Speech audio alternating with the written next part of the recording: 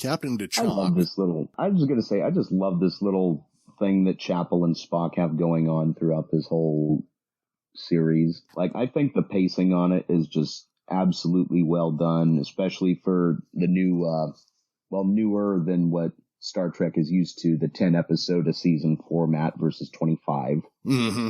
I think it's just wonderfully well written, and those two actors have a lot of chemistry with them. Yeah, they are really good on screen together. Not only that, I think it's an interesting way to kind of detail or play with what happened on the original series, because Chapel was in love with Spock, but I think it came up twice.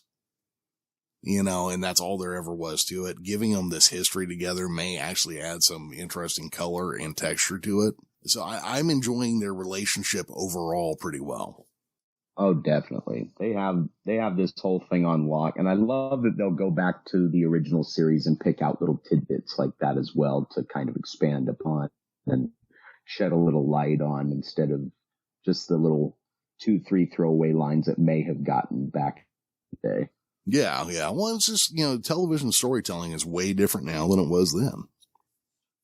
You didn't have time to develop things because the show had to be back to zero by the end of the episode. It had to be exactly where it started, Oh, yeah. No knock on any production, of course, back then. Yeah. It's just nice that they would take the time to look through it. It shows that the people who make it, I think, are genuine Trekkies themselves, and they want to add more to this world that everybody's fallen in love with for so long. Yeah, no, I totally see that. Yeah, and I do really enjoy the two of them together.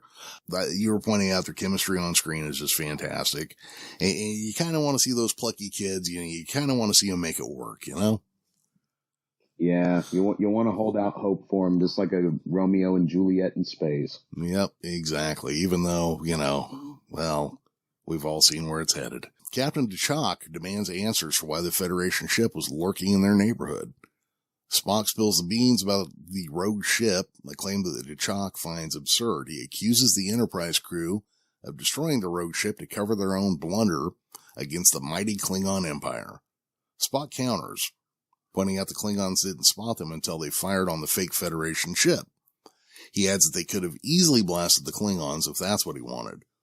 T'Chak questions why he should trust Spock, who replies with Vulcan sincerity that he can't lie. T'Chak brushes off the legend, claiming that he can discern a man's truth when they meet face to face. Spock takes him up on the challenge, proposing they settle it over a barrel of blood wine. T'Chak is taken aback that Spock drinks blood wine, dubbing him an atypical Vulcan, to which Spock seems to agree. Yeah. What I found interesting here was years ago, and I don't remember what book it was in, there was a Star Trek book where somebody asked Spock if Vulcans can lie, and the way the answer in the book was written was no. Spock lied convincingly. I don't remember the book either, but after this episode premiered, I had started seeing that pop around as a meme in certain Star Trek pages that I follow. Yeah. Definitely popping up on Reddit in a couple of places here and there.